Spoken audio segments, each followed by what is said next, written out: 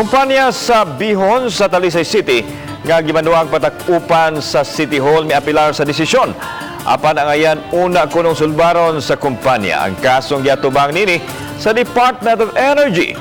Si Chona Carion sa report. Mas proper. Gipahibaw ni Atty. Rodelin Navarro ang City Administrator nga miapilar ang tagduma sa City Food Industries and President Food Incorporated sa mayor niadtong Lunes. Apan mato ni Navarro nga mas gusto ang mayor nga sulbaron una sa tagduma sa bihunan ang ilang giatubang nga reklamo sa Department of Energy. Kini may kalambikitan sa kontrobersyal nga gibanabanang mobalor 33 milyones nga coal. Diin may gibasihan ni Mayor Samsam Gulya sa iyang closure order. Og kasabutan na to na ma-lift lang to siya if muhatag og certification ng DOE nga natagaan na sila sa ilahang permit, end users permit kanala. Pero kung wala na, dili pa dito na to ma-lift. Sa issue sa sanitation o drainage system, mato ni Navarro nga ila kining ipatuman at unya sa renewal sa business permit sa maong kumpanya.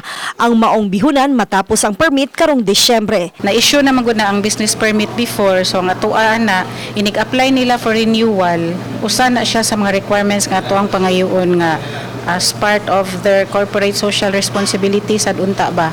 Samtang sukad nga gipangayuan og requirements nga barangay certification sa lang employer o company ID, ang kapin 20 ka mga kawani sa bihunan wa pa mobalik sa City Social Welfare and Services.